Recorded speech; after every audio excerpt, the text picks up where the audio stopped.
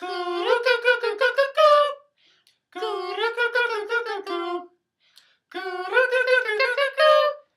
I'm Jim. I'm Elizabeth. And this is the St. John Wine Times. The St. John Wine Times. Live from St. John. On the day of the apocalypse. The Mayan apocalypse.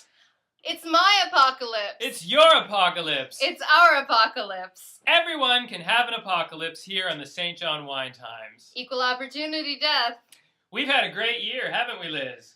I guess. Yeah, pretty good. Well, enough about that. Let's get down to the reviewing. Review time. St. John's finest review show of wine. But today we're going to do something a little bit different on the St. John Wine Times. A little bit different this time around. Open it with a new review. New review. A new product. Year. And a new you. And a new you. What we're going to review today is mead. Mead. Have you ever heard of it? I've heard of it. Are you a Viking, Jim? Yes, I am. Oh, cool. I always wondered why you were blonde. Because I'm a Viking. That's why. And you know what Vikings do? What do Vikings do? They kill and murder and slaughter. Just like the Mayan apocalypse. Mayan apocalypse. Your apocalypse. Your apocalypse. Our apocalypse. So we thought it would be appropriate to drink what the Vikings drink today. Exactly. Drink like there's no tomorrow. Tell us about the history of mead, Liz. Well, the history of mead goes back many centuries, and I watched this movie called Beowulf, and it was like one of those movies like by Pixar. I don't remember what they call that. Like they have that name for it. It's not 3D, but it's like all the things look like they're made out of clay. Is it Japanime? No, definitely not.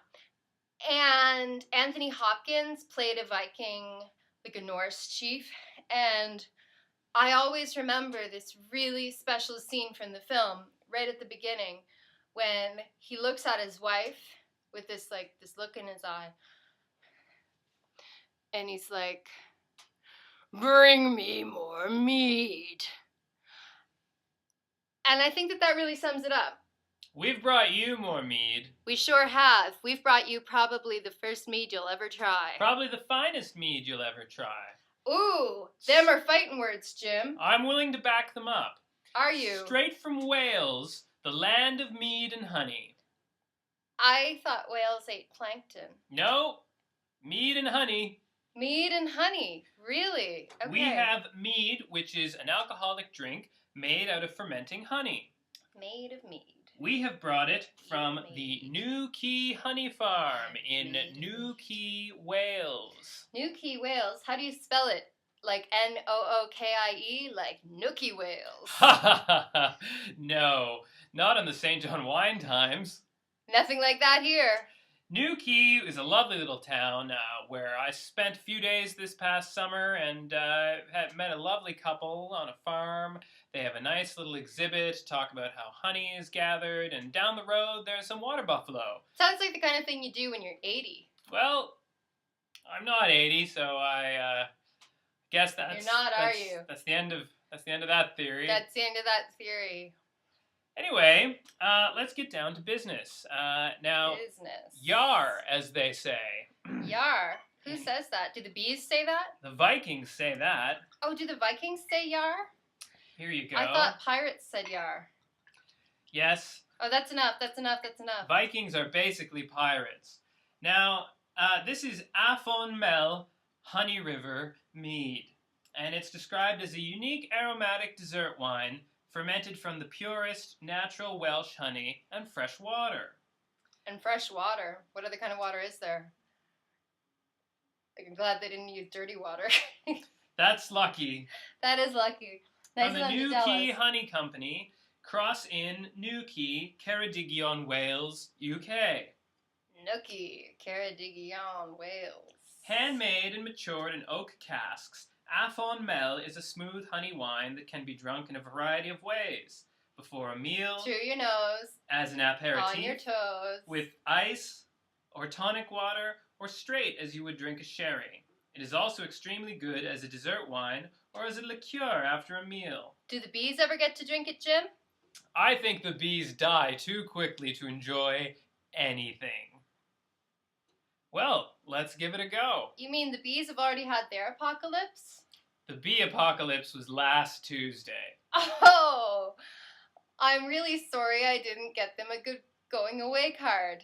I'm sure they'll have regretted it. Probably. Oh, it sucks. Okay. It already smells like something I don't like. Mmm. Oh my god. It's pretty good. Definite hints of honey. I think it tastes way better than it smells. It smells a little bit fruity, doesn't it? I don't think it smells queer at all. I think it smells sickly sweet, but it tastes just right. We call this the Goldilocks syndrome. Isn't that? Why do you call it that? I don't know, because everything that they call just right is called Goldilocks. Like, they talk about that with the environment, like not too hot, not too cold. It's Goldilocks. It's right in the middle. Well, that sounds just right to me. That's the Goldilocks reason. A little bit viscous, I would say. I really am having a hard time getting past the fact that it smells like urine. I hadn't noticed the urine smell myself. I'm always ready to equate things to urine.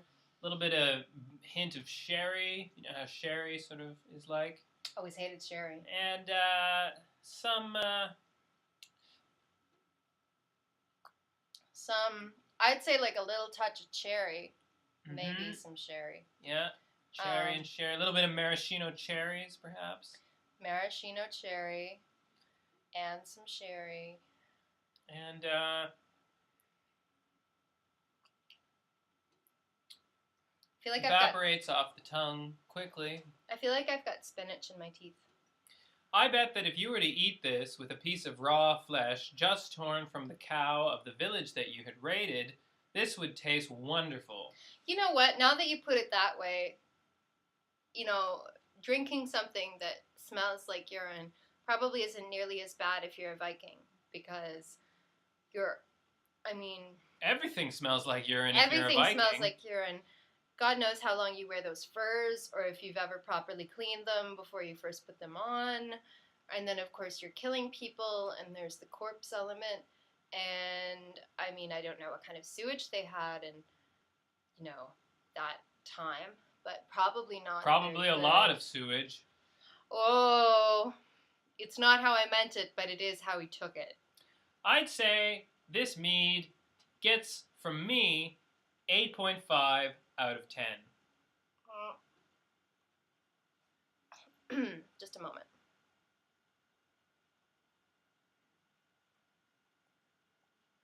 It's quite important when you're drinking mead to taste it both with your nose blocked and with it unblocked. I really like it when I pinch my nose, and so I don't feel like I'm putting my nose down into a urine sample. Mm-hmm. When I don't pinch my nose, it goes really down to like a 5. But when I do pinch my nose, it's definitely like an 8.5. So, an average mark of about 7 from the St. John Wine Times. No, actually, I don't think so. Okay, I take that back. I think it'd be more like 6.5. Maybe like 6.75. As for an average mark of 7.5. Totally wrong. I said 6.5 or 6.75. Is that an average mark or is that your mark? That was an average mark. Between my 5 with a clear nose and your 8.5. Well, there you have it. Yeah, there you have it. A good start to a good new year. That's right. And a good apocalypse to all. Happy apocalypse.